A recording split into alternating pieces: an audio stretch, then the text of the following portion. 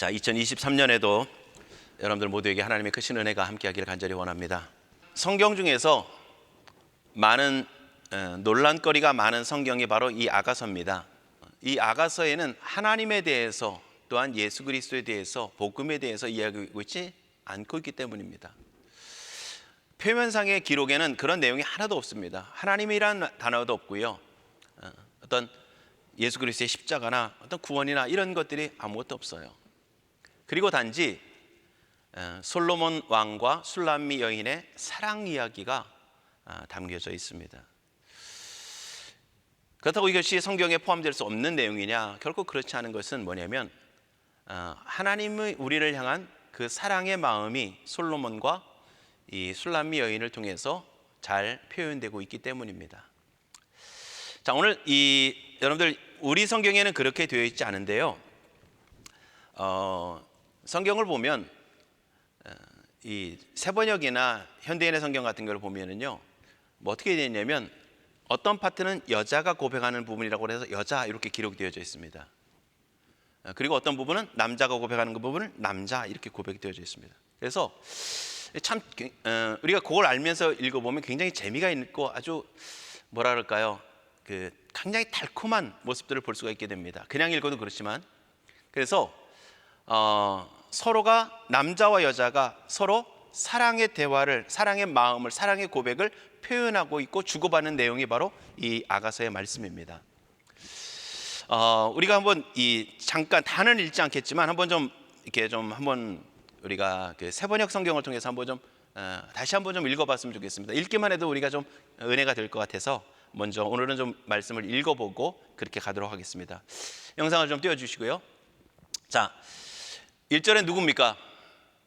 여자가 고백합니다. 나는 샤론의 꽃 골짜기에 백합화입니다. 이렇게 고백을 합니다. 그러니까 남자가 뭐라고 고백합니까? 아가씨들 중에 내 사랑은 가시나무들 중의 한 송이 백합화입니다. 이렇게 고백을 해요. 그러니까 여자가 또 뭐라고 고백합니까? 남자들 중에 나의 사랑은 삼림 속의 한 그루 사과나무, 나 그대 그늘에 앉아 즐기며 그대 열매는 내 입술에 달구나. 그가 나를 연회장으로 데리고 가네. 내 위에 펄럭이는 깃발 같은 그대 사랑. 계속요. 사랑 때문에 병든 이 몸 범포도로 기운을 복돋워 주세요. 사과로 새 힘을 주세요. 그대 왼팔에 나를 눕혀 오른팔로 나를 안아주네. 예루살렘 아가씨들이여, 내가 노루와 들사슴으로 당신에게 부탁합니다. 제발 내 사랑이 원할 때까지 깨우지 마세요. 제발 내 사랑을 깨우지 마세요. 그 다음에요, 또 여자가 고백합니다. 내 애인의 목소리, 산을 뛰어올라 언덕을 넘어 그가 오시네. 나의 애인은 노루와도 같고 어린 숫사슴과도 같네. 저기 우리 벽 뒤에 서서 창문을 통해 들여다보시네.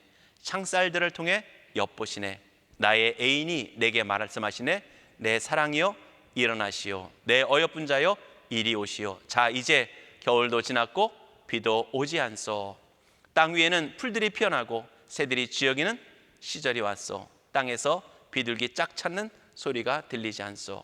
무화과 나무에는 열매가 달리기 시작했고 이제 막 새싹이 돋는 포도나무들은 그 향긋한 냄새를 풍긴다오. 내 사랑이여 일어나시오. 내 어여쁜 자여 내게로 오시오. 여기까지만 읽겠습니다. 여러분들은 어떤 느낌을 받으셨는지 모르겠지만 제가 이 말씀을 이렇게 쭉 한번 이렇게 읽으면서 굉장히 서로를 향한 이렇게 달달함이 참 많이 느껴졌던 말씀입니다. 사실 이 아가서를 설교한다는 게 사실은 굉장히 쉬운 것 같지만 어려운 내용이 바로 이 아가서의 말씀입니다. 그래서 어떻게 보면 이 2023년 첫 시간에 어려운 설교를 했다라고 생각할 수 있는데, 그 이유는 오늘 우리가 2023년에 이 아가서 2장 10절 말씀을 가지고 우리 아름다운 교회가 일어나 함께 가자라고 하는 주제를 가지고 하나님 앞에서 살아가기를 희망하기 때문에 이 말씀으로 우리가 함께 은혜를 나누기를 간절히 원합니다. 자, 오늘 우리가 읽은 10절의 말씀을 보면은요, 여인의 고백이 먼저 나옵니다. 이야기가 나옵니다. 10절에 보면 뭐라고 합니까? 내 사랑하는 자가 내게 말하여 이르기를. 그 다음에 남자가 뭐라고 고백했느냐? 나의 사랑, 나의 어여쁜 자야, 일어나서 함께 가자. 이렇게 고백하고 있는 겁니다.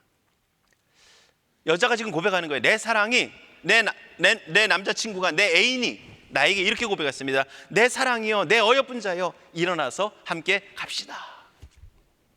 오늘 우리말로는 내 사랑, 내 어여쁜 자 이렇게 되어져 있는데, 여러분들 연인 사이에 보면 뭐가 있습니까? 연인끼리 부르는 애칭들이 있죠. 애칭들. 예전에는 우리 권사님 어떻게 연애하셨는지 모르겠지만, 권사님들 예전에는 어떻게 했습니까? 누구누구 씨 뭐 이렇게 불렀죠. 그죠? 그러다가 점점 변하면서 어떻게 됩니까? 요즘은 이름을 부르기보다는 애칭을 부르더라고요. 애칭을. 저도 이제 결혼하면서 그런 호칭을 뭐로 해야 될까 참 고민이 많았었어요. 우리가 그런 거 있잖아요. 여보, 자기, 그다음에 뭐죠? 이런 거 있잖아요. 뭐라고 불러야 되나? 굉장히 멋쩍고 서먹하고 어색하고. 그런데 오늘 여기서 내 사랑, 내 어여쁜 자라고 하는 것은 이름을 부르거나 어떤 그런 모습들이 아닌 그 사람을 아주 사랑스러운 모습으로 보이는 애칭을 부르면서 이야기하고 있는 겁니다. 그렇게 부르고 있는 거예요. 그러면서 지금 함께 가자. 어디로 함께 가느냐? 어디로? 지금 이 술람미 여인을 만나기 위해서 솔로몬이 먼 길을 달려옵니다. 먼 길을 달려와요. 달려오다 보니까 뭐가 보이냐면 자신의 눈에 광활하게 펼쳐진 아름다운 들판이 보여집니다. 겨울이 지나고 푸른 새싹이 돋아나는 그런 아름다운 들판이 보여지고요, 거기에 여여쁜 새들이 지저귀는 모습들이 들려지고 그 새소리가 들려지고, 지나가다 보니까 아주 향긋한 꽃향기가 자신의 코를 스치는 그 아름다운 모습이 자신의 마음에 충만하게 채워집니다. 그러면서 이 솔로몬이 원하는 거예요. 내 사랑이여, 내 어여쁜 자여, 일어나서 저 들판에 가서 내가 지금 보고 왔던 그 아름다움을 함께 즐깁시다. 이렇게 얘기하고 있는 거예요. 여러분들, 우리가 이 LA 가기 위해서 산을 넘어가다 보면 이 산이, 그 높은 산이 있잖아요. 길을 가다 보면 산이 있는데, 우리가 이때쯤 되거나 아니면 이제 2월까지 보면 참 눈을 좀 편안하게 해주는 모습들이 있습니다. 그건 뭐냐면 그동안 누렇던 산들이 비가 오고 그러면서 새싹이 돋아나고, 그러면서 파릇파릇 새싹이 돋아나는 것입니다. 그리고 3월이나 4월쯤 되면 어떻게 됩니까? 핑크빛이나 보랏빛으로 꽃까지 피고 있는 모습들. 그것을 지나갈 때마다 여러분들은 어떠신지 모르겠지만 저는 참 아름답다라고 하는 모습을 하게 됩니다. 먼 길을 가는 그 길이, 그 운전을 하고 가는 그 순간이 지루하기보다는 그것으로 인해서 모든 것만이 마음이 힐링이 되어지는 그런 모습들을 보게 됩니다. 자, 이 솔로몬이 지금 그렇게 얘기하고 있는 거예요. 내가 바라본 그 넓은 아름다운 향긋한 아름다운 새소리, 그곳에 당신이 나와 함께 가기를 원합니다. 그래서 함께 가서 모든 것들을 즐깁시다 라고 하는 고백이 바로 이 본문의 고백인 것입니다. 자, 그런데 보세요. 먼저 우리가 읽지는 좀 전에 그 세번역을 통해서 본 것처럼 이 여인이 자신에 대해서 뭐라고 고백하고 있느냐, 얼마나 그 여인이 아름다운 존재인지 아닌지, 자기 자신에 대해서 뭐라고 고백하고 있느냐, 이것을 우리가 먼저 생각해 보기를 원합니다. 자, 1절의 말씀을 보시면요, 그가 뭐라고 고백합니까? 그냥 영상으로 한번 띄워주시고 1절을. 그가 고백합니다. 나는 샤론의 꽃 골짜기에 백합합니다 라고 하는 겁니다. 이걸 잘못 읽으면 샤론의 꽃이니까 백합하니까 굉장히 좋은, 예쁜, 화려한 이렇게 생각할 수 있는데요, 여인이 고백하는 겁니다. 나는 그냥 들판에 있는 평범한 꽃입니다. 나는 골짜기에 있는 잘 드러나지 않는 아주 작은 그냥 사소한 꽃입니다. 그게 바로 납니다. 이렇게 고백하는 거예요. 우리가 잘 아는 것처럼 술람미의 여인은요, 이 피부가 검은 여인입니다. 그리고 시골에서 그냥 부모님들과 함께 농사를 짓고 시골 일을 하고 밭일을 하고 있는 그런 여인이에요. 그러니까 솔로몬의 궁궐에 있는 여인처럼 화려하거나 장식된 여인이 아닙니다. 미모를 꾸미고 옷을 화려하게 꾸미고 그런 여인이 아니고 그냥 평범한 시골에서 열심히 일을 하면서 피부도 검어진 그러한 여인이 바로 이 술람미의 여인입니다. 그래서 이 여인이 고백하고 있는 거예요. 나는 샤론의 꽃과 같은 그냥 평범한 존재입니다. 여인들 중에서 드러나지 않는, 많은 여인들, 많은 사람들 중에 내가 있으면 거기서 나를 찾아내기 힘든 아주 그냥 평범한, 평이한 그러한 존재입니다. 그리고 골짜기에 있는 백화과처럼 수선화라고도 표현하는데, 수선화처럼 백합화처럼 나는 뛰어난 꽃이 아니라 그냥 드러나지 힘든, 잘 보이지도 않는 그러한 존재가 바로 납니다. 이렇게 고백하는 겁니다. 이건 겸손의 표현이 아니고요, 자기 자신에 대한 냉철함입니다. 제가 예전에 어떤 분들을 본 적이 있었는데 뭐냐면 참 이렇게 말씀드려서 죄송하지만 생긴 거는 굉장히 평이하게 생겼습니다.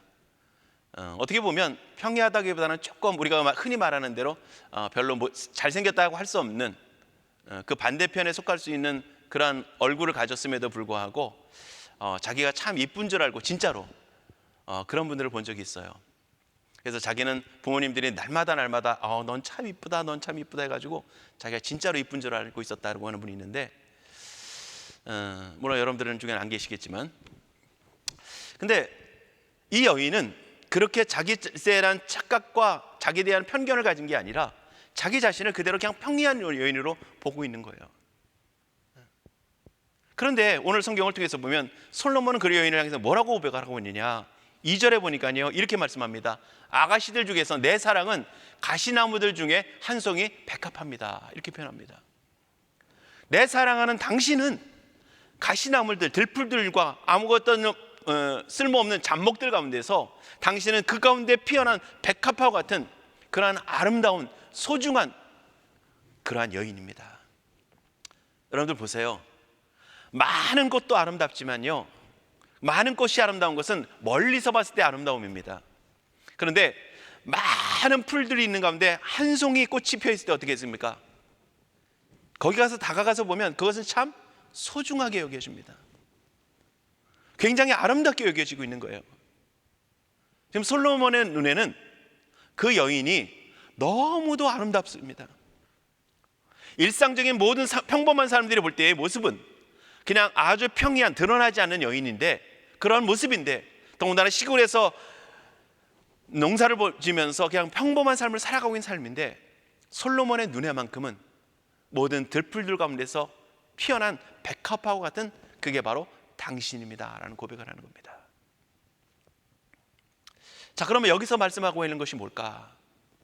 이게 바로 하나님과 우리와의 관계를 얘기해 주고 있습니다. 하나님과 우리와의 관계 속에서 우리는 이 여인의 고백처럼 우리는 하나님, 나는 그냥 평범한 존재입니다. 아무런 내세울 만한 것이 없는 존재입니다. 아무런 나의 아름다움을, 나의 화려함을, 나의 가치를 드러낼 수 있는 만한 것이 아무것도 없습니다. 그게 바로 우리의 존재라는 겁니다. 그런데 놀라운 것은요, 2절에 이 솔로몬이 술람미 여인을 보면서 당신은 들풀들 가운데 백합합니다 라고 고백하는 것처럼 하나님이 우리를 그렇게 보신다는 거예요. 하나님이 우리를 그렇게 보신다는 겁니다. 우리 자체에 가치 없다라고 보여지지만 하나님의 눈에만큼은, 하나님의 마음에는, 하나님의 시선에는 나는 너를 사랑하고 너는 가장 존귀한 존재다, 너희는 가장 귀한 존재다라고 하나님이 우리를 바라보시면서 그렇게 말씀하시고 있는 거예요. 그 얘기를 오늘 해주고 있는 겁니다.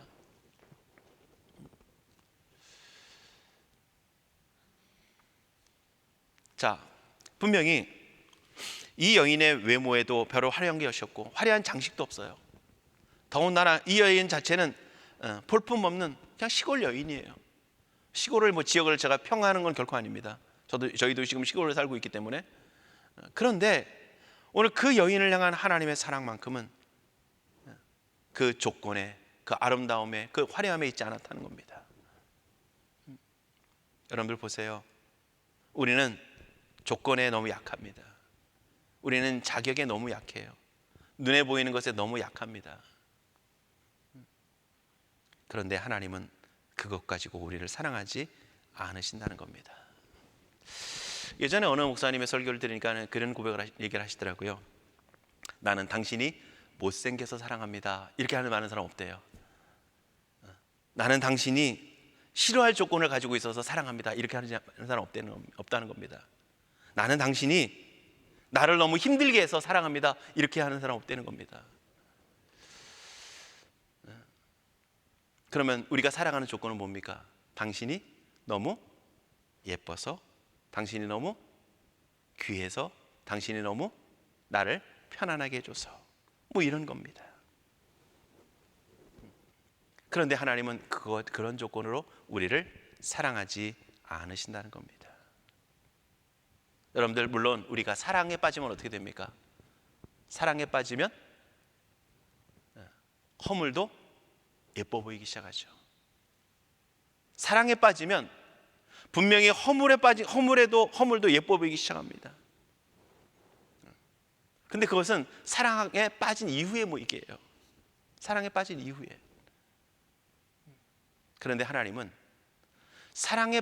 그렇게 사랑에 빠진 이후에 우리를 이뻐 보이는 것이 아니라 그냥 우리 존재 자체를 사랑하시기 때문에 우리 존재를 귀하게 여기시고 우리를 가치 있게 여기시면서 우리를 바라보고 계시다는 겁니다.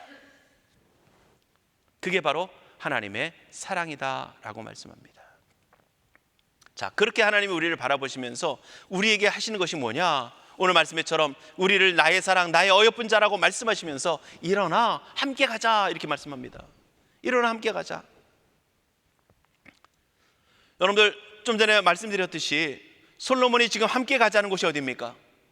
겨울이 지나고 들판에 푸른 새싹이 돋고 있는 아주 파릇파릇한 초원을 함께 가자는 거고요. 거기에 아름다운 새소리가 들려지는 그곳으로 함께 가자는 것이고요. 그곳에는 새로운 봄꽃이 피어서 아름다운 꽃의 향기가 만발하고 있는 그곳으로 함께 가서 함께 즐기고 사랑을 나누고 행복을 나누시다 이렇게 얘기하고 있는 거예요. 이게 무슨 한마디로 표현하면요, 당신을 나와 함께하는 행복도 있지만 모든 것들이 만족할 수 있는, 행복할 수 있는 그 행복의 자리로 당신을 초청합니다. 나와 함께 갑시다 이런 겁니다. 여러분들, 하나님이 우리를 부르시는 자리가 그런 자리라는 겁니다. 천국이 어떤 곳이겠습니까? 푸른 새싹이 돋는, 그리고 아름다운 새소리가 들리는, 그리고 아름다운 꽃향기가 나는, 물론 그런 아름다움도 있을 수 있겠죠. 그런데 그곳에는 그것보다 더 넘치는 하나님 안에서 주시는, 하나님 안에서 누리는 참된 영생이 있고 거기서 누리게 되어지는 참된 기쁨과 행복이 우리 안에 주어진다는 겁니다. 그러면 천국에 가서만 그걸 누리게 하시느냐? 결코 그렇지 않다는 겁니다. 오늘 우리가 예수 그리스도를 믿음을 통해서 죄의 사함을 받게 되어지고 하나님의 은혜를 고백하게 되어지면, 용서함의 속죄의 은혜를 받게 되어지면 우리의 마음은 뛸 듯이 오늘 기쁨을 경험하게 되어지고요. 우리의 마음속에는 영원한 이후의 나라의 하나님의 나라가 아니라 이 땅 가운데서 맛보게 되어지는 그 작지만 그것과 비교할 수 없는 아주 초라하지만 하나님의 나라의 기쁨을 우리는 맛보게 되어집니다. 그럴 때 그 기쁨은 이 세상 어떤 것과도 비교할 수 없는 기쁨이라는 겁니다. 영원한 하나님의 나라의 기쁨과 비교해보면 너무도 작고 초라하지만 그 기쁨이 이 세상에서 누리는 어떤 기쁨과도 비교할 수 없는 그러한 아름다움, 그러한 우리의 영혼을 만족해 하는 참된 기쁨이라고 하는 것입니다. 그 자리로 하나님이 우리를 부르신 거예요.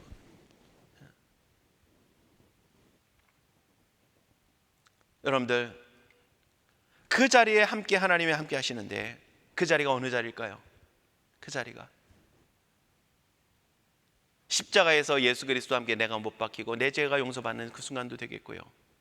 우리가 기도함을 통해서 하나님의 응답을 받는 자리도 될 수 있겠고요. 하나님이 우리를 고난과 어려움 가운데서 건져서 뽑아내시는 그 순간도 될 수 있고요. 때로는 우리를 고난 가운데 지나가게 하시지만 그 가운데 하나님이 우리와 동행하시는 그 순간도 될 수 있을 것입니다. 그러면 그러한 삶의 현장이 어디입니까? 그러한 역사가 있는 현장이 어디입니까? 가장 핵심적인 자리가 어디일까요? 교회이며 예배인 것입니다. 하나님은 예배를 통해서, 교회를 통해서 그 하나님 안에서 누리는 참된 행복과 기쁨을 맛보기를 원하시는 겁니다. 자주 말씀드리지만 여러분들 이스라엘 백성들이 구약에서 제사를 드리는 그 제사의 자리에 보면 피비린내가 가득한 자리입니다. 불꽃이 타오르는 그 불꽃 위에 고기가 태워지고 내장이 태워지고 기름이 태워지고 피가 뿌려지고, 여러분들 고기 태워지는, 내장 태워지는 냄새가 얼마나 지독하겠습니까? 피가 한두 번 뿌려진 게 아니라 날마다 피가 뿌려져서 피비린내가 가득한 곳이 성전이에요. 제단입니다. 거기에다 날마다 고기가, 내장이, 기름이 태워져서 그 연기가, 타는 냄새가 가득한 곳입니다. 그런데 거기가 기쁨이 있는 이유는 뭡니까? 사망 가운데 이르게 하는 우리의 죄가 용서함을 씻음받아지는 자리이기 때문입니다. 거기 기쁨의 자리인 거예요.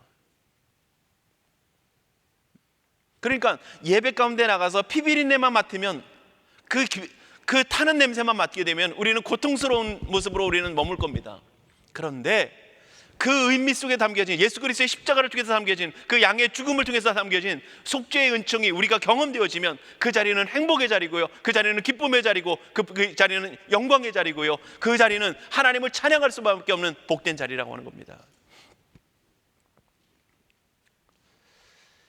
혹시 여러분들 대부분 아실 텐데, 이찬수 목사님이라고 우리 교회 목사님 그런 설교를 하시더라고요. 자기네는 그 다락방 소그룹 모임을 하는데, 다락방 모임 때 한 적게 한 10명 내외로 이제 10명 정도 해서 모이는데, 그 10명 가운데는 반드시 그런 사람이 한 사람이 있대요. 어떤 사람이냐면 꼭 꼴보기 사람이 한 사람이 있대요. 그러면서 그 목사님이 하시는 말씀이 뭐냐면, 그 사람 때문에 하나님은 삶의 현장 속에서, 모임의 현장 속에서, 예배의 현장 속에서, 교회 현장 속에서 나를 훈련시킨다, 이렇게 말씀하시더라고요. 근데 가끔 그런 경우가 있대요. 무슨 경우냐면 10명이 이제 다락방 원이 있다면, 나까지 이제 나 빼고 9명이잖아요. 근데 내가 딱 봐도 9명이 다 멀쩡해, 다 훌륭해. 그럼 목사님 말이 틀렸냐? 그렇지 않다는 얘기예요. 무슨 얘기겠습니까? 그 문제아는 누구라고요? 자기라는 거예요. 다 멀쩡하면 문제아는 나라는 거예요. 교회는요, 문제 없는 것이, 어제도 말씀드렸지만 아니라는 겁니다. 여러분들, 노아의 방주를 저는 생각할 때마다 끔찍해요. 그곳에는 온갖 짐승들이 다 모였습니다. 온갖 짐승들이 다 모였어요. 거기에 1년 조금 넘게 그들이 방주 안에 머뭅니다. 그 방주는 물이 새지 않도록 어떻게 됐습니까? 모든 것들을 다 꼼꼼하게 덧칠을 했어요. 빛도 들어오지 않습니다. 안에 자체의 빛을 있겠죠. 만약에 촛불을 켜놨다면, 등잔을 펴놨다면 그 타는 연기도 그 안에 가득할 겁니다. 보세요. 거기에는 짐승의 울음소리와 짐승의 온갖 냄새와 빛도 제대로 들어오지 않고 공기도 탁한, 그런데 그 방주 안에 있어야만 뭘 얻습니까? 살아나는 겁니다. 그 안에 있을 때만 구원을 얻는 거예요. 여러분들, 교회는 냄새 없는 곳이 아니라 냄새 나는 곳입니다. 피비린내 나는 곳이고 연기 냄새가 나는 곳입니다. 그런데 그것을 통해서 예수 그리스도의 속죄의 은총이 우리에게 주어지는 자리가 바로 교회인 것입니다. 그것을 맛보면 오늘 그 자리가 가장 귀한 자리고 가장 복된 자리고, 하나님이 우리를 부르시는 그 자리가 너무도 귀한 자리라고 하는 것을 우리는 고백하게 되는 것입니다. 그러니까 오늘 2023년에는 오늘 우리가 그러한 기쁨이, 그러한 은혜가 오늘 우리 안에 충만한 복된 예배가, 그러한 교회가 우리 모두가 되기를 간절히 바랍니다. 신앙은요, 머리로 하는 게 아니고 우리의 삶을 통해서 내가 하나님의 은혜 안에서 실제로 경험되어지는 겁니다. 하나님의 말씀은 살았고 역사되어지는 겁니다. 고백되어지는 겁니다. 내가 경험됨을 통해서. 오늘 그러한 은혜가, 오늘 경험됨이 오늘 우리 안에 충만함을 통해서 오늘 이 예배가, 오늘 하나님 앞에 나옴이, 하나님과 함께함이 얼마나 값지고, 하나님께서 우리를 인도하신 곳이 푸른 총호장, 풀밭이며 새소리가 들려지고 꽃향기가 나는 그러한 아름다운 곳이며, 또한 그러한 기쁨을 누리는 곳이라는 것 사실을 우리가 깊이 누릴 수 있기를 주님으로 축복합니다. 다윗은요, 하나님의 전에 대해서 그렇게 고백을 합니다. 시편 8편에 보니까요 이렇게 고백하는데, 여호와 우리 주여, 주의 이름이 온 땅에 어찌 그리 아름다운지요, 주의 영광이 하늘에 덮었나이다. 무슨 얘기냐면요, 속죄의 은총과 많은 기쁨도 있지만 하나님 자신으로 인하여 기뻐한다는 겁니다. 하나님의 이름이 온 땅에 가득하고 아름답습니다 고백하는 겁니다. 그냥 하나님 당신이면 됩니다 이렇게 고백하는 거예요. 하나님 당신 너무나 아름답습니다, 하나님으로 나는 만족합니다, 이 고백이 되었다는 겁니다. 사랑하는 성도 여러분, 오늘 이러한 고백이 오늘 우리 안에 충만할 수 있기를 원하고요, 오늘 이러한 기쁨이 여러분들 안에 경험되어지는 은혜가 있기를 원합니다. 그저 예배당만 왔다 갔다 하는 모습들이 아니라 오늘 이러한 기쁨이 경험되어짐을 통해서 내가 하나님을 잘 믿길 잘했다, 아니 반대죠, 하나님이 나를 선택해 주신 건 얼마나 귀한가 고백되어지는, 감사할 수 있는 그러한 은혜가, 기쁨이 우리 안에 충만할 수 있기를 원합니다.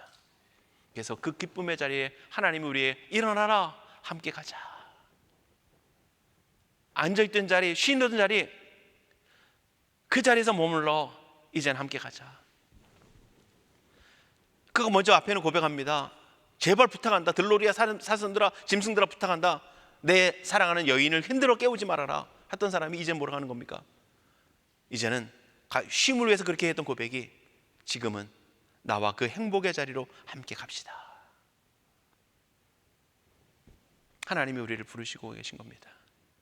또 한 가지는요, 오늘 솔로몬이 여인을 향해서 외치는 것처럼, 이렇게 함께 가자고 초청하는 것처럼요, 오늘 하나님은 하나님의 은혜를 경험하고, 우리가 은혜를 경험하고 하나님의 사랑을 경험하면서 하나님의 기쁨을 아는 우리들이, 솔로몬이 여인을 향해서 오면서 그 들판을 지나면서 그것을 바라보고 그 향기를 맡고 그 새소리를 듣고서, 그리고서 그 여인을 함께 초대하는 것처럼, 함께 갑시다라고 부르고 있는 것처럼, 여러분들 그리스도의 사랑을 우리가 경험하고, 그 경험된 우리가 우리의 이웃들을 향해서, 내 사랑하는 이웃들을 향해서 나아가 손 내밀고 나와 함께 그 자리로 갑시다.